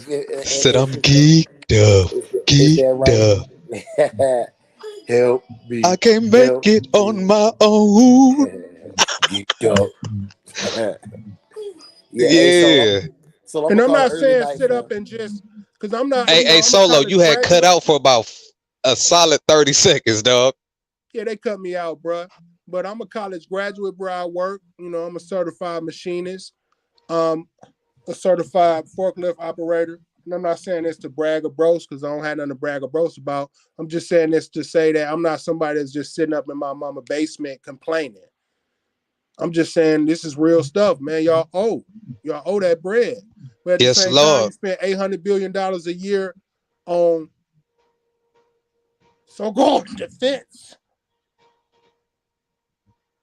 You giving the Ukrainians in Israel billions and billions and billions of dollars. But when we talk about the reparations, you don't want to talk about that. And there's been several groups here in the United States that have gotten their reparations. The Jews got reparations. America wasn't even involved, had nothing to do with the Holocaust. But you're giving them Native Americans got theirs, and the Japanese got their reparations, and they was in internment camps for, I believe, 8 or 9 years. But America was at war with Japan. Okay, any country would round up the group of people who they were warring with. But the people who built the country, you know what I'm saying? And it was actually declared we were supposed to get. Okay, all right.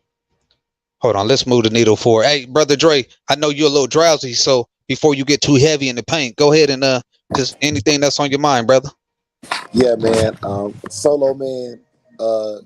I appreciate you kicking with us, bro, and keep doing that, man. Like, the more practice you get on these lives, man, like you'll realize sometimes you have to rant because you got it on your heart to speak on it, bro. And I do it all the time, especially on Soul Channel, because this is where I get to come cut loose at. So I already know, you know what I'm saying. But I do want to say this to all of you brothers out there, man. The Digital Dog Show will be airing this week. I still got people emailing me right now, like, hey, I messaged you. Did you get my video? Did you get my numbers? So that's the hold up. But the goal is to start releasing videos on Wednesday. Additionally, Brother Lawrence, if you in the chat or if you watching this, everybody else has had no issue finding the WhatsApp. So please, please, please go back and review the videos that say how to enter the Digital Dog Show, and the WhatsApp link should be on there. I haven't changed that link at all, and I got about 10 people in that chat. So it's not going to come through on the email. It's going to compress it. So you want to send either WhatsApp or one of the other methods that work, like on Instagram. It downloads with a high refresh rate as well. But, bro, can you send me the number to send you to the WhatsApp, bro? Because I know you said the files was compressed. Just send me that, bro, and I'm gonna send it right away tonight. Okay. Yeah, let me matter of fact, I'm about to put it in the chat, man. Hold on just a second, bro. Because I do want to make sure that's square. I don't want nobody to miss out. You know what I'm saying? That's not my intention. And I want everybody to have the best, highest quality video they can have, man. You know, the best, highest quality they can have. So I'm about to put it in the chat right now. Yeah, already. We call he the family photographer, but he a hobby photographer, right? He got like the green screens and all type of cameras. So I went over there on the 15th, you know what I'm saying, to record my dog, and he kind of didn't understand what I really was looking for, so I didn't get what I was needing, you know, from him. But, you know, it's all good. I love my uncle to death, but, you know, we'll get it together. Better next time. Real talk. Hey, and you know, this is the second Digital Dog Show, so it's an ongoing thing, developing. And let me say this, Brother Dre, the weight shouldn't be all on all your shoulders. So, you know, you got the resource of the Shogun Army. Use us, brother, in any capacity to where we can lighten that load. For sure, bro. And you know what's so? I swear to God, bro, that's why you big bro. My wife be saying the same thing, man. And you know, we talked about this probably like 5 months ago. You know, I'm not used to having, most brothers aren't used to having a team. I'm still learning how to be a team player in life. The only time I've ever been a real team player is on the basketball court or when I'm downrange, you know, deployed. Absolutely.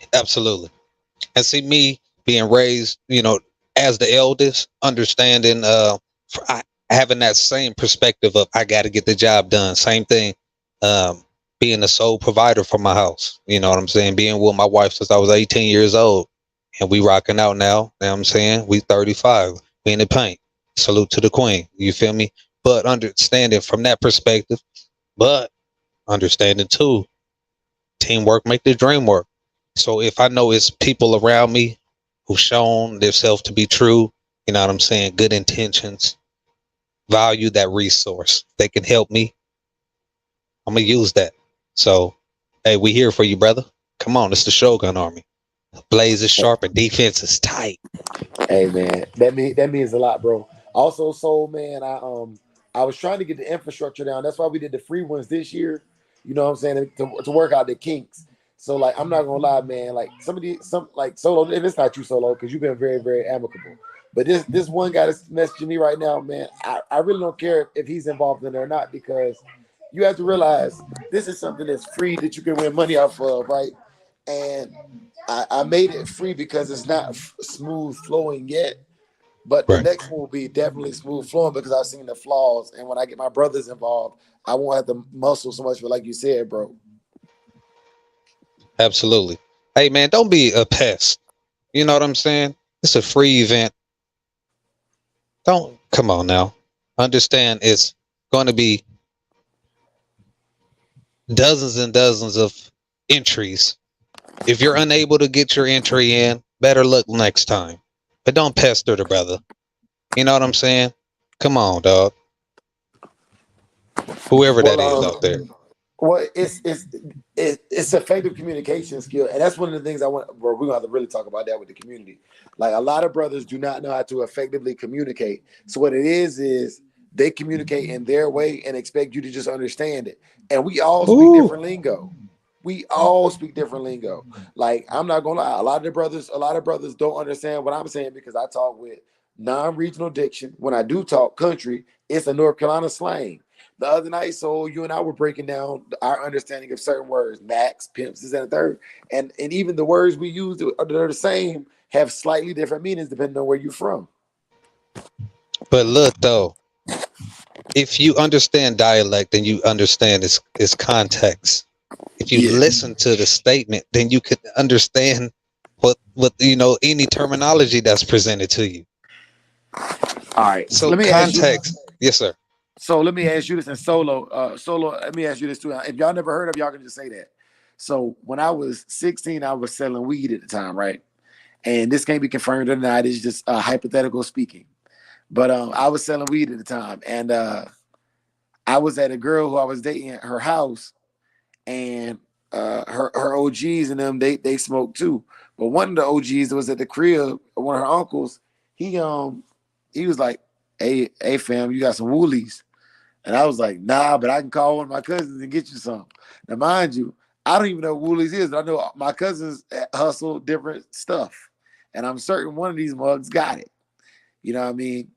And so before I tell y'all what Woolies means, where I'm from, y'all know what Woos is or Woolies? Yeah, I got a good idea what it is. Okay, go ahead.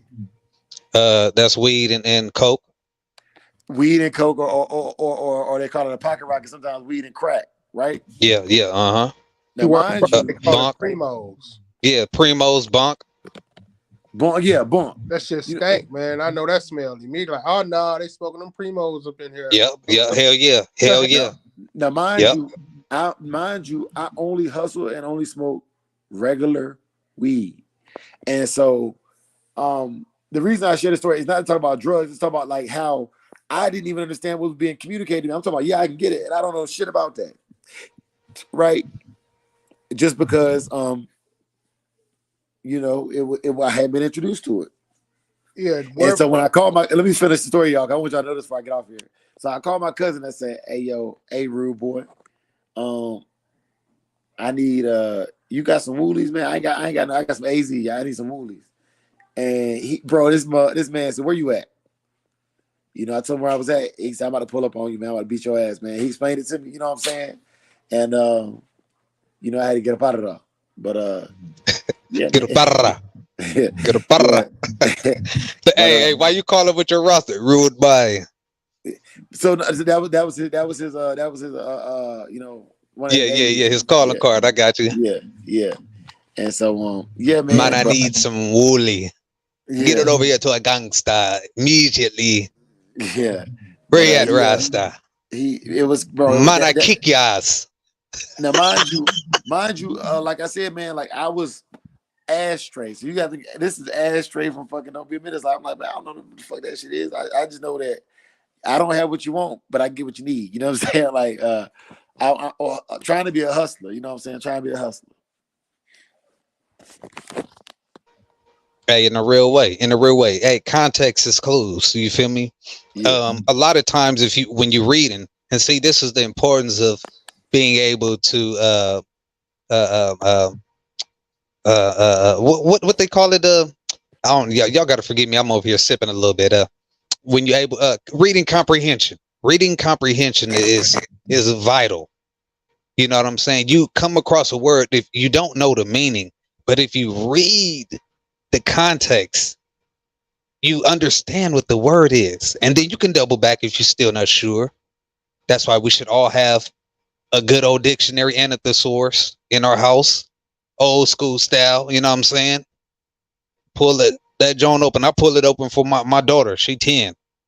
We reading. We doing any type of reading comprehension or mathematical word program problems. Hey, no, you don't know what that is. Right there. Open up that dictionary. I'm gonna teach you how we did it back in the day. Look up that word. You know what I'm talking about. But yeah, it's context clues. And when you really listen and you locked into the conversation, man, I could go anywhere as long as they speaking some form of English, some dialect of English. I'm gonna be able to determine, what the slang is. I'm gonna be able to break it down, and in no time, I'm gonna blend in with the people and speak their language. I give you another one, bro. See, y'all don't woke me up. I done came in the living room and everything, mess around with y'all too. But so what do you say to like? I'll give you an example. I'm gonna say what I say, and then y'all let me know how where y'all from. And this kind of is to deviate from the thing, but it was just we were talking about vernacular and stuff and jargon. So where I'm from, if we say bo, like bo, you know what I'm saying? That's like yo, you know what I'm saying, for a New Yorker, you know what I'm saying? Hey bo, let me holler at you, bo. You know what I'm saying? That's the thing. And I didn't realize that was only southeastern North Carolina, parts of Georgia and South Carolina thing. I thought everybody said bo. You know what I mean? But that was my little world. Right. In Chicago, they say Joe. Hey, Joe. Yeah, they do.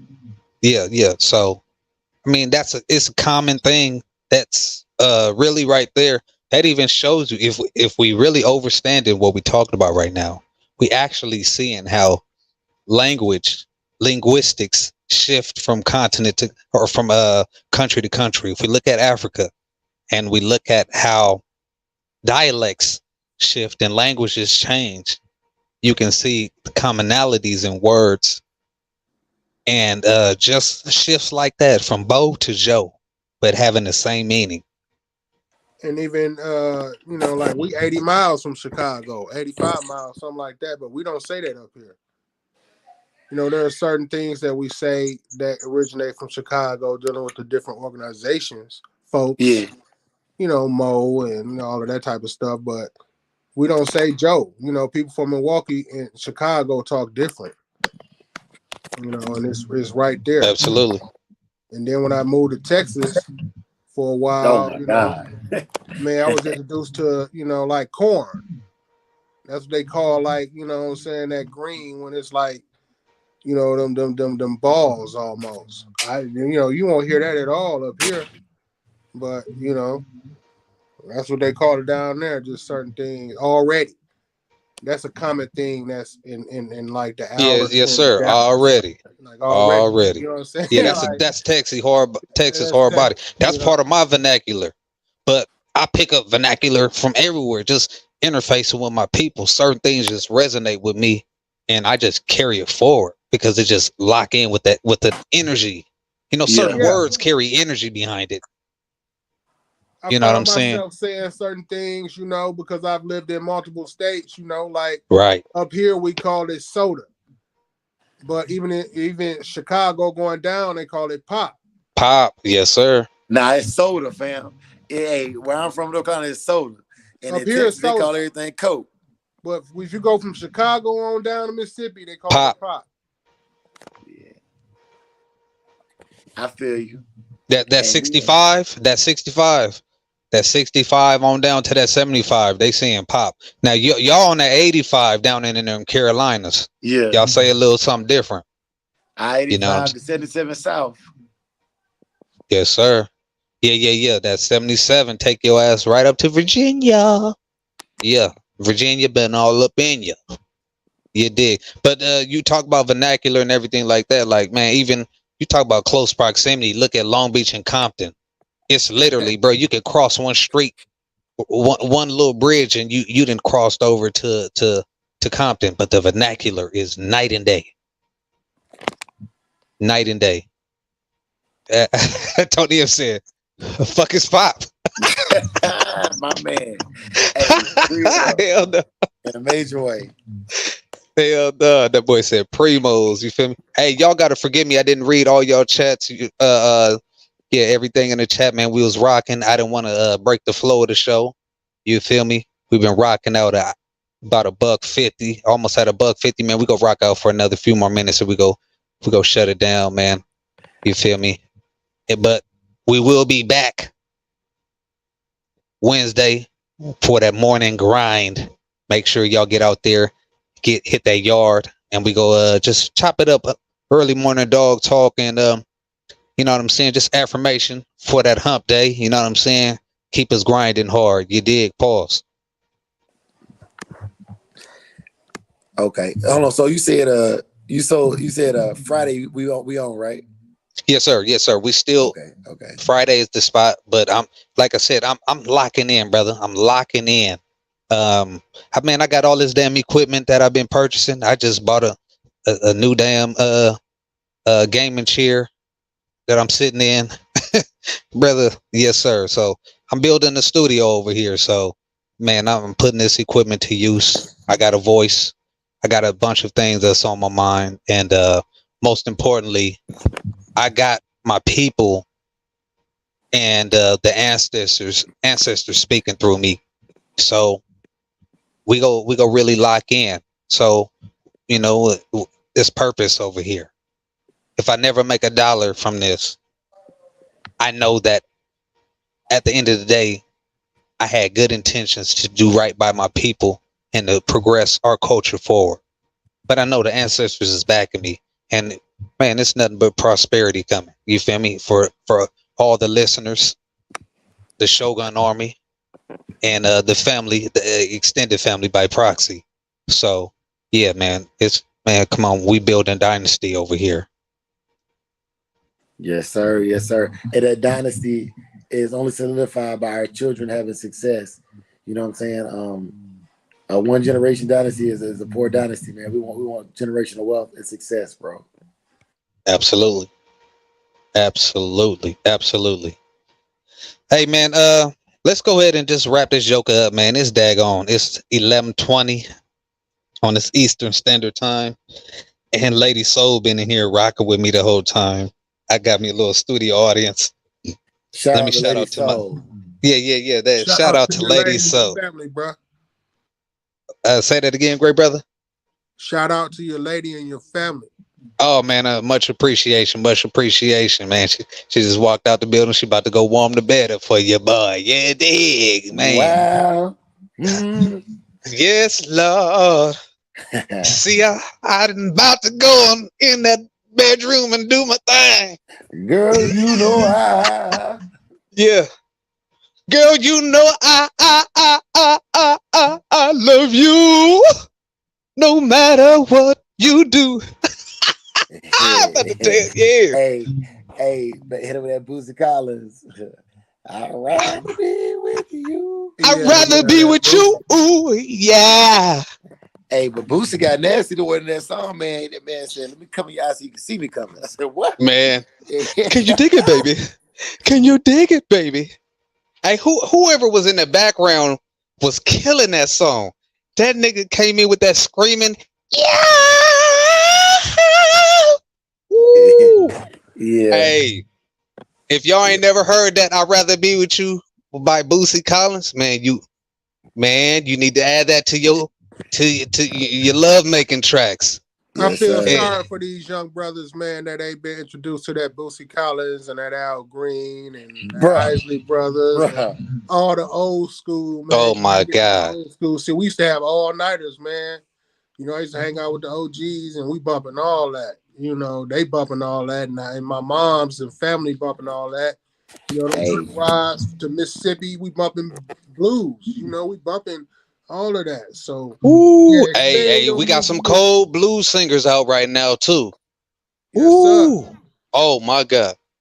We got some cold. What's that brother? He got that song, You Better Be Careful What You Ask For. You better be careful what you ask I know for. what you're talking about, but I don't That boy raw. know the name.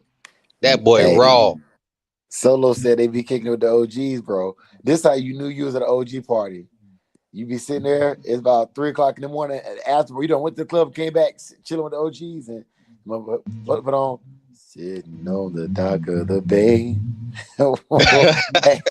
Man, I'm in the club at 16 with the OGs. Ain't even supposed to be up in there, but I'm in there. You hear me? Yeah. Come on. Look. Hey man, it ain't nothing like chilling with the elders, dog. When you pull up to the spot and they got some Anita Baker. Ooh. Oh, I love Anita, man. That Come good on, love. dog. One of my They got some favorite Anita songs. going. You know what I'm saying? You hear some stylistics playing. You know what I'm saying? Break up to make up. First That's you what we love me, then need, you bro. hate We me. need more of that music, man. Because you playing music now at the parties that's dividing them. Oh, come Bitches on. ain't shit. Niggas The ain't shit. music No, was don't get bringing that shit us. out of here, man. Play something that's gonna bring us together. Hey, that boy Come Some on. TM is slow dancing snapping. going on, some love going on. Don't play this That old boy hateful said ass these shit. last $2. Hey, hey, last $2 get you on that midnight train to Georgia. Oh my God. Hey, Firehouse in the building. What up, cuz? Curtis Big Covington. salutes. That's my brother right there. Salute, cuz. Hey. Hey, if you want to jump in, we go rock out for about 5 more minutes. If you want to hop up, cuz I'm gonna drop that link if you want to jump up. This my blood relative. Yes, sir. Yes, sir. But nah, man. So have you decided on topic for Friday night? I think we go delve into that music tip we was talking about. We've been talking about for the last couple of weeks. I think we go. Let me know so I can make my list. So I can come in and piss Yeah. everybody off in the chat. I'm debating what genre and time. He says rocking the little one to sleep already. Salute. Yeah, kiss the baby for me, cuz. Great Yeah, fatherhood. yes sir, Great yes sir. fatherhood. Hey man, you talking about when you talking about the ideal picture of fatherhood and that pivotal man. That's that guy right there, man. That's the guy. This guy, man, outstanding father, outstanding man. You know what I'm saying? Been through the trenches, but resilient, testicular fortitude. Just you talking about charisma, character, just all of those acronyms when you think about a man. That's my guy, Firehouse, Curtis Covington. Love you, family. True definition of a man.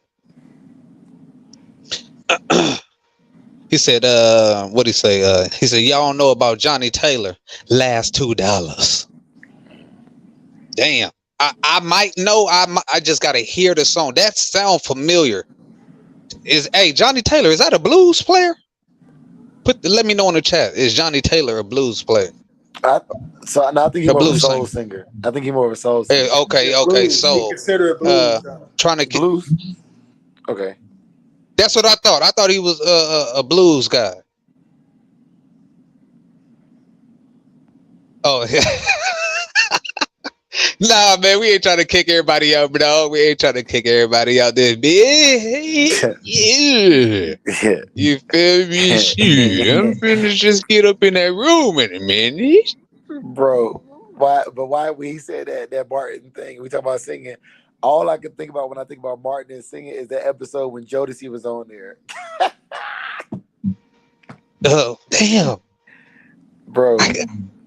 How that episode go, dog? Because So it's Jodeci. He got invited. He got invited to the Varnell Hill show. And okay, Varnell is yeah, played hell by yeah. Tommy Oh, Davis, and yeah, I remember and now. Jodeci is singing, and Varnell had promised Martin he was gonna let him on the stage or whatever, right?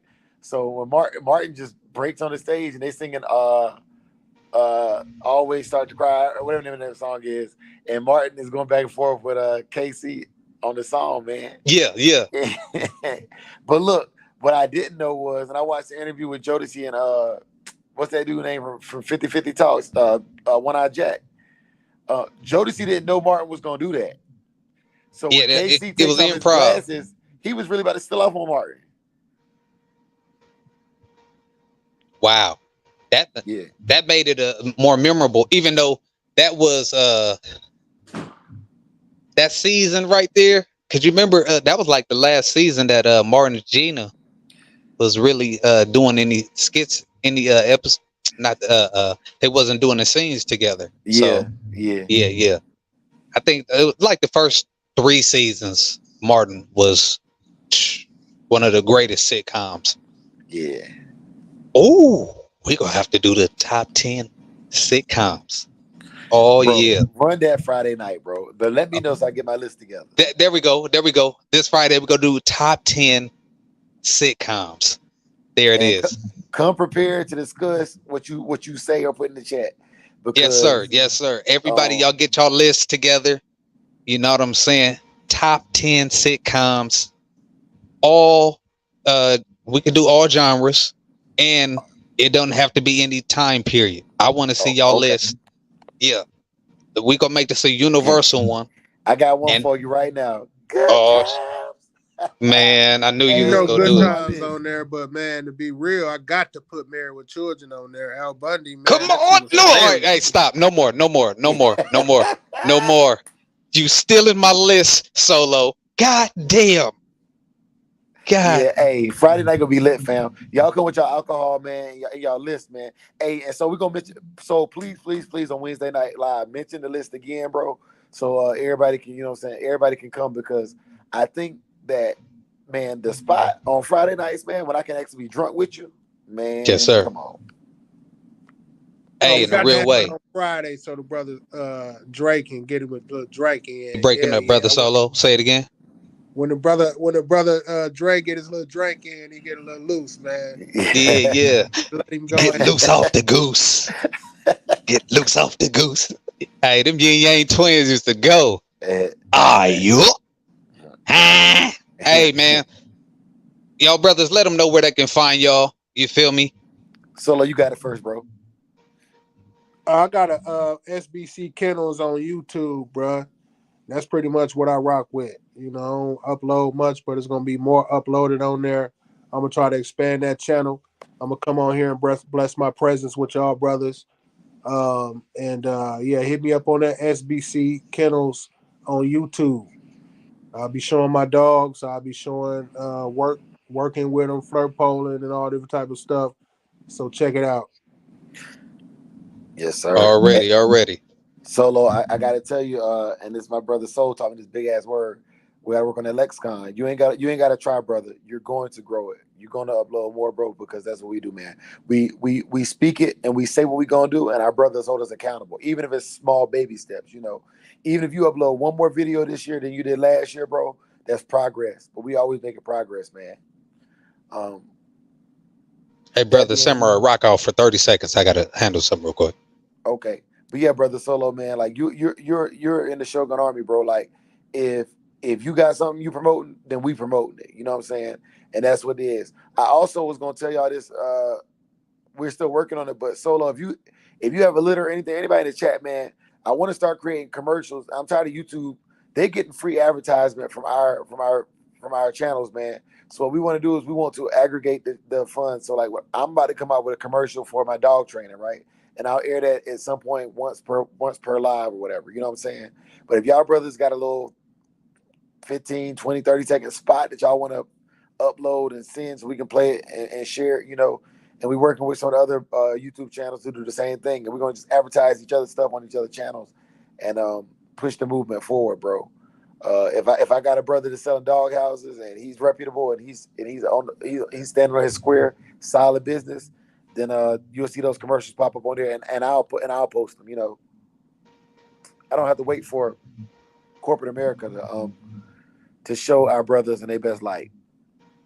Already. Yeah, I'm repping the Shogun Army, bro.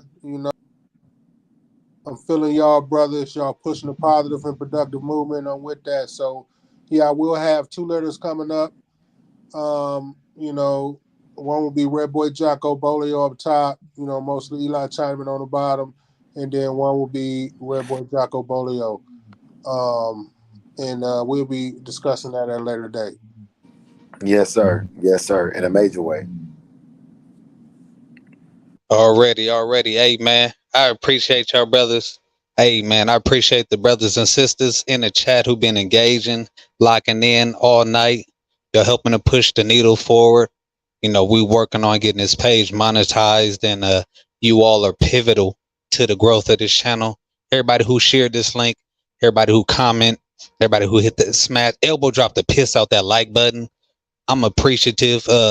My great brothers who joined the panel with me, JT, appreciate you. Brother Solo, my brother Dre, you know what I'm saying? Sister Williams, Tony M, Solo but connected. Curtis Covington. Let me see. I'm scrolling down the list because I want to make sure I shout out everybody. I appreciate everybody. You feel me?